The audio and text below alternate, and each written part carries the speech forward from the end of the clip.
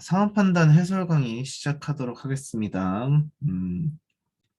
문제들 자체가 기출 변형이 조금 있더라고요. 그래서 기출 변형 문제들에 크게 비중을 두거나 할 필요는 없을 것 같고, 조금 귀찮아 보이지만 쉬운 문제들을 어떻게 쉬운 문제체로 만들 수 있는지 이렇게 설명을 드리도록 할게요. 5번부터 보도록 합시다. 다음 긁어 상황 근거를 판단할 때 A와 B의 값을 옳게 짝지은 것은 이라고 되어 있죠. 이런 거 나왔을 때 이제 A국, B국 나와 있으면 뭐 P국, K국 이런 식으로 써주면 좋을 것 같은데 조금 아쉬운 부분이 있어요. 어쨌든 그렇고 여기 내용을 보시면 관세, 주세, 교육세, 부가세 뭐 이런 여러 가지 세금을 부여하는 걸 설명을 하고 있는데 우리나라 세금 같은 경우에는 국세랑 지방세 또는 그 세부 세목에 따라서 그 비율들이 서로한테 영향을 미치는 경우가 있어요. 예를 들어서 지방세는 국세의 10%뭐 이런 식으로 해서 이 각각이 이제 상호 간에 영향을 미치는 경우가 있을 수 있거든요. 그런 부분들을 잘 봐두셔야 되는데 본문을 보셔도 여기 보시면 부가세라고 하는 거는 관세랑 CIF, 주세, 교육세를 다 합친 거에다 세율을 곱하는 방식으로 나와 있죠. 교육세도 예, 주세에다가 세율을 곱하는 거고 주세도 CIF 관세를 가지고 세율을 곱하는 거다. 뭐 이런 식으로 나와 있기 때문에 이런 내용을 봤을 때 우리가 이거 다 계산을 이 단계별로 한다라는 건 바보 같은 짓이에요. 절대 그렇게 푸는 문제가 아니고요. 이 각각의 개수들을 바로바로 좀 합쳐주는 게 훨씬 더 유리하다라고 말씀드리고 싶어요. 자, 그러면 항구도착가라는 게 기본 값이고 여기에 15% 따지자면 0.15의 개수를 곱해주면 이게 관세가 될 겁니다. 그리고 주세는 이 0.15에 30%가 부과된다고 했으니까 0.15에 0.3을 곱한 값일 거예요. 이걸 합쳐주면 이런 느낌이 되겠죠? 0.15에 1.3을 곱해줬다. 그 다음에 교육세는 주세에 10%가 부과된다고 했으니까 요거를 0.33 이렇게 바꿔줘도 되지 않을까요? 자, 주세가 있어요. 주세에 10%를 곱한 게 교육세예요. 그러면 주세 더하기 교육세 하면은 주세의 1.1배 이렇게 써줄 수 있다는 거예요. 그걸 이제 활용해주면 이런 식이 나오겠죠. 그러면 0.15에다가 1.33을 곱해주면 현재까지 교육세와 주세와 관세를 더해준 거다. 그리고 여기서 추가로 들어가는 부분이 있겠죠? 여기서 추가로 들어가는 부분이 CIF 1에다가 이게 CIF 1이라고 했을 때 여기다가 부가세 10%를 또 부과를 해준다. 이렇게 1.1 곱해주시면 됩니다. 그랬더니 뭐라고요? 계산하면은 68.2%가량이 세금으로 부과된다. 뭐 이렇게 되어 있네요. 그래서 A국 정부랑 B국 정부가 와인에 대해서 부과하는 관세를 철폐하라고 했고요. CIF가 10만 원인 와인 한 단위당 관세가 어떻게 변화하는지 계산하였다라고 되어 있습니다. 그때 관세를 0으로 두면 교육세는 A만큼 부과되며 라고 되어 있는데 관세가 0이면 1이 다 사라지는 거죠. 1과 연관되어 있는 2도 사라지는 거고요. 3도 사라지는 거죠. 사라지는 게 굉장히 많아요. 그게 핵심적인 포인트입니다. 물론 요거는 남아 있겠네요. 관세가 줄어드는 거니까 CIF 자체가 사라지는 건 아니죠. 그러니까 이렇게 남아 있고 이 세율 부분 때문에 2랑 3 부분이 1만 남게 된다. 그러면은 이 교육세 같은 경우에는 요 1에다가 세율 곱한 거에 세율 곱한 거 되니까 이 30%에 3%. 그러니까 1에 대해서만 요거에 대해서만 예, 0.03만큼 계산해 주면 되는 거고 기존에 비해서는 기존에는 원래 교육세가 0.15에 0.03 뭐 이런 식으로 이제 계산이 됐기 때문에 이거보다 더 차이가 있겠죠? 그 내용들을 다 담아서 우리 계산을 해줘야 된다. 네, 이런 식으로 보시면 될 것 같아요. 교육세가 부과되는 것만 구하면 되니까 일단 뭐 3,000원이다 이거만 찾아주면 되겠네요. 그런 다음에 최종적으로 관세 철폐점과 부과 비교했을 때 어떻게 줄어드느냐 했을 때 여기서 68.2%를 줬기 때문에 뭐 이걸 계산할 필요는 없고요. 이 뒷부분만 계산을 하시면 될 것 같아요. 뒷부분만 계산하면 되는데 주세는 CIF의 0.3 그리고 교육세는 CIF의 0.03 그리고 부가세는 CIF에다가 0.3에 0.03 더한 거에다가 10% 올려준다. 10% 물려준다라고 했으니까 뭐 1.1만큼 계산해 주시면 될 것 같고요. 그러면 1.33에 대해서 133 이렇게 넣어주면 46.3% 정도가 되겠네요. 두 개 빼면 22.9% 정도가 될 거고 21.9%네요. 21.9% 정도가 될 거고 답은 4번 이렇게 풀어줄 수 있다. 이거 막 계산 다 복잡하게 하고 그런 거 전혀 아닙니다. 낚이면 안 되는 문제예요. 6번 문제는 운영 기준을 어기지 않은 센터를 구하라라고 되어 있고요. 이런 거는 시킨 대로만 잘 따라가면 되는 문제죠. 내용 보면은 총 규모는 연면적이 100제곱미터 이상이라 해야 되고요. 그러고 이제 상담실이 50제곱미터 이상인 경우에는 봐준다라고 했는데 이는 그럼 바로 지워질 것 같네요. 그다음에 상담실은 33제곱미터 이상의 규모로 구획된 별도의 상담실이라 해야 되고 차단벽도 있어야 되죠. 차단벽 없으면 안 된다. 그 다음에 긴급전화센터에는 긴급전화센터의 장 1명과 8명 이상의 상담원이 있어야 되고 상담원 수를 합친 걸 정사수로 하면서 장과 전임, 장과 상담원은 전임이면서 정규직이고 동시에 다른 기관의 업무를 겸임할 수 없다. 라고 돼 있으니까 겸임하는 내용이 있으면 배제를 해줘야 되겠죠. 네, 그리고 B에서 비정규직이 있으니까 얘는 안 되겠다. 그러면 8 더하기 1에서 9명이 있어야 되니까 C 말고는 될 수 있는 게 없겠네 하고 넘어가시면 되겠다. 7번 문제 같은 거는 좀 꽤 나오는 문제긴 한데 난이도 높은 건 아니니까 넘어가고요.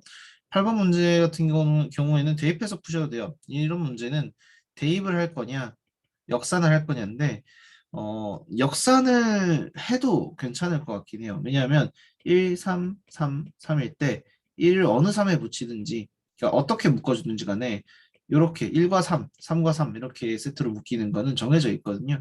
그래서 이 두 묶음을 각각 두 묶음씩을 나눈다라고 했을 때 그 전에 3단계 이전에 2단계 상태로 만들면 반드시 4와 6이 나오게 돼요. 그때 어느 쪽으로 옮겼냐라고 따져보면은 73이거나 1구거나 둘 중 하나밖에 없거든요. 그래서 어렵지 않게 답을 구할 수가 있어서 얘는 역산을 해도 되는데 그냥 있는 거 대입하셔도 바로 나오게끔 선지 구성이 되어 있으니까 그렇게 풀어주시면 될 것 같습니다. 네, 9번 문제 볼게요. 9번 문제 같은 경우에는 이 4개의 팀, 뭐 이런 거 나와 있으니까 리그전이라고 생각을 해주시면 좋겠고요. 리그전 같은 경우에는 경기 수를 팀 수에다가 조합 써서 푸는 거고 4 곱하기 3 나누기 2 곱하기 2분의 1 이런 식으로 해서 6인 거 구해 두시면 좋을 것 같은데 어차피 여기서 다 주고 있어요. 그게 중요한 건 아니고요. 승률을 기준으로 결정한다라고 되어 있는데 A팀은 1승 2패, B팀도 1승 2패, C팀도 1승 2패, D팀은 3승 0패니까 1위는 당연히 D팀이 될 거고 1, 2번은 자동으로 지워질 겁니다. 그런 다음에 승률이 같은 팀이 나왔을 때는 단판으로 하라고 돼 있는데 같은 팀이 3개일 때는 맞대결 결과만 고려하라고 돼 있죠. 그러니까 A, B, C 사이의 관계만 고려하라는 거고요. 이닝당 실점수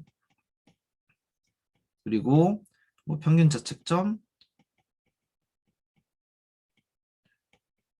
뭐 이닝당 득점수 뭐 이런 거 순서대로 이제 계산을 하라라고 되어 있어요. 이거 계산해 보시면 되는데 이닝당 실점 같은 경우에는 이 A, B가 동일하게 1이 나오는 반면에 C 같은 경우에는 20분의 19로 조금 더 작게 나오죠. 얘는 2위가 될 거니까 3번은 안 되겠다 지워주시면 되고 평균 자책점 같은 경우에도 동일한 방식으로 계산을 해주시면 되고요. 득점까지 다 계산해 보시면 그렇게 뭐 복잡하게 나오지는 않을 거예요. 그래서 답이 4번인 걸 알 수가 있고요. 그 다음에 10번 문제를 우리가 어떤 거라고 하냐면 시간 관리 문제라고 합니다. 시간 관리 문제 같은 경우에는 하나만 생각하시면 됩니다. 이거 그렇죠. 유효시간만 잘 계산해 주시면 됩니다. 여기서는 유효시간만 잘 파악해 주시면 되고 유효시간이라고 하는 게 뭐냐면 설비가 쉬는 시간이에요. 여기선 설비라기보다는 부서라고 나눠져 있는데요. 1부서가 일할 때 2부서가 놀면 놀수록 안 좋은 것이다 라고 생각을 하시면 되고요. 1부서가 그러니까 처음 시작할 때 가급적이면 작은 값들로 시작을 해주는 게 좋아요. 그래야 2부서가 최대한 안 놀고 일을 많이 하겠죠. 2부서가 일을 하는데 필요한 총 시간은 계산해 보시면 39시간이 나와요. 그리고 1부서가 지금 보시면 D에서 2시간짜리가 있죠. 그러면 D를 1부서에서 2시간 먼저 한 다음에 그동안 2부서가 쉬고 D의 2부서에서 처리양 6시간을 일을 처리한다. 뭐 이렇게 해서 이 뒤로 쭉쭉 붙여나간다고 하면은 최소 41시간 이상이 필요할 거예요. 근데 선지를 보니까 42시간이라고 나와 있네요. B를 넣었을 때는 맨 앞에 4시간이 들어가기 때문에 43시간부터 시작이에요. 그러면 이 2번 선지는 애초부터 말이 안 되는 선지였던 거겠죠? 그러면 1, 3번 중에서 되는 게 있는지 먼저 검토를 하고 그 다음에 뭐 4번이나 5번 중에 가능한 게 있냐 보시면 되고요. 그때 DBCF는 순서대로 똑같이 나와 있으니까 EA만 바꿔서 대입을 해보시면 생각보다 어려운 문제가 아니다. 외형에 비해서 굉장히 쉬운 문제니까 이렇게 대입해서 구해보시면 좋을 것 같고 12번 문제는 흔히 말하는 이제 논리 퍼즐 문제 중에서 배치형 문제죠. 3인실에 배치될 수 있는 조합을 골라라 라고 되어 있는데 3인실, 4인실 나와서 이렇게 두 가지가 가능해요. 이 상태에서 조건을 검토를 했을 때 국장이랑 김서기관은 같이 가고 박서기관이랑 신입사무관은 함께 배치된다고 합니다. 근데 이때 문제가 뭐냐면 이 두 명씩 두 명씩 두 명의 세트를 한 방에 같이 몰아 넣어주게 됐을 때 이 방에 더 이상 들어갈 수 있는 사람이 없는데 5번째 조건에서 부국장과 팀장이 같은 방을 쓰지 않는다라는 거랑 이제 충돌하게 돼요. 부국장이랑 팀장은 서로 다르게 한 방씩을 차지해야 되는데 국장과 김서기관, 박서기관과 신입사무관이 한 방에 들어가면은 한 방에 5명이 있어야 되는 상황이 나오죠. 아, 이건 안 되겠구나. 따로따로 가야 되겠구나라고 할 수가 있고 그다음에 박서기관과 신입사무관을 만약에 이 4명이 있는 칸에다 넣어주면은 국장과 김서기관이 여기 들어가게 되고요. 마지막 남은 한 칸에 신입사무관이 들어가게 돼요. 그러면 신입사무관이 같은 방을 쓰지 않는다는 조건에 위배가 되겠죠. 그러면 박서기관과 신입사무관 한 명은 3명 있는 방에 그리고 국장과 김서기관과 또 다른 신입사무관이 4명 있는 방에 들어가는 경우 말고는 될 수 있는 게 없겠다. 이렇게 판단하시면 되고요. 이 경우에서 팀장과 부팀장이 까만색 칸에 들어갈 수 있다고 했을 때 가능한 선지는 2번 말고는 없겠죠. 이렇게 풀어주시면 된다. 13번, 14번은 쉬우니까 넘어갈게요. 15번도 생각보다 어렵지 않습니다. 요거 조건만 잘 확인해 주시면 될 것 같고요. 17번, 18번도 뭐 어려운 거 아니고 19번 문제 같은 거 보실 때도 이 요건들 빠지는 거 없는지만 잘 봐주시면 될 것 같고요. 21번 문제 한번 볼게요. 이거 이제 집합 문제고요. 굉장히 집합이랑 이제 방정식을 써서 굉장히 쉽게 풀 수 있는 문제예요. 여기 상황을 보시면 20명이다. 그리고 이 20명의 사람들이 이 직류를 나눠서 가지고 있는 거죠. 하나의 직류에 속한다. 자, 그러면 A 더하기 B 더하기 C 더하기 D는 일단 20이에요. 그리고 포장을 수행할 수 있는 직원의 수는 12명이다 돼 있는데 포장 가능한 사람은 C랑 D죠. C 더하기 D는 10이다. 그리고 회계를 수행할 수 있는 사람이라고 했을 때 회계는 A 더하기 D인데 11명이죠. 그리고 품질 관리를 수행할 수 있는 사람은 A 더하기 B 더하기 C가 되고 이때 12명이다. 그러면 얘네 다 더하면 어떻게 됩니까? 2A 더하기 B 더하기 2C 더하기 2D는 34다. 이런 값이 나오게 되죠. 그러면 얘 2배 해서 빼주면 되잖아. 그럼 어떻게 돼? B만 남겠지. B는 6이 됩니다. 근데 우리가 구해야 되는 건 뭐야? 사무직에 속하는 사람 구하는 거지. 아, 저 바본가요? 이게 왜 34야? 35지. 네, 35죠. 그러면 여기는 6이 아니라 5가 됩니다. 자, 이렇게 풀어주는 거예요. 여러분 계산이 엄청 복잡할 것 같고 엄청난 아이디어를 요구를 할 것 같잖아요. 아니에요. 방정식인 거예요. 우리 시험 문제들 중에서 뭔가 엄청나게 퍼즐이 어려워 보이는 게 있으면 의외로 방정식 문제들이 많습니다. 잘 생각해 주시면 좋을 것 같고요. 네, 뭐 그런 식으로 나머지 다 풀어주시면 될 것 같고, 뭐 코드 문제 같은 것도, 뭐 EAM 코드 같은 경우는 워낙 많이 나오는 거니까, 네, 충분히 다른 모의고사들에서 많이 보셨을 것 같아요. 요 25번 같은 경우에는 이것도 기출문제랑 여러 군데 나왔었던 거고, 경제학 공부를 하다 보면 굉장히 많이 보는 형태의 문제죠. 그래프만 잘 그려주시면 돼요. 극간별로 그래프를 그려주시면 되는데, 한쪽엔 기가바이트, 한쪽엔 요금으로 자꾸 풀어주시면, 그래프 그려주시면은 간단할 것 같다. 10GB, 50GB 기준으로 해서 네, 이제 기울기가 바뀐다라는 거를 봐주면 되겠죠. 뭐 기울기가 좀 눈에 확 들어오게 그림 그려주시는 게 정신건강에 좋으실 거예요. 물론 이 문제는 그림을 굳이 그리지 않더라도 풀 수는 있지만 네, 그래도 눈에 확 들어오게 기울기 그려주시고 계산해 주시면 의외로 어렵지 않다. 이렇게 말씀드리고 싶네요. 그게 아니더라도 이 선지에서 요구하는 범위 내에서 그 범위 내에서 계산값만 세워도 문제가 풀리긴 합니다. 20기가 이하일 때 10기가에서 3,000원, 10기가에서 20기가까지 5,000원인 거라면 평균 치면 4,000원이니까 값이랑 을이랑 같거나 더 적을 수 있다. 뭐 이런 거 너무 간단한 형태로 만들어져 있는 거예요.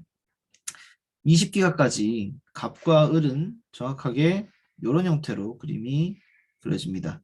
10기가 기준, 20기가 기준에서 네, 이 꺾여 있는 선이 값이고 꺾이지 않은 선이 을이에요.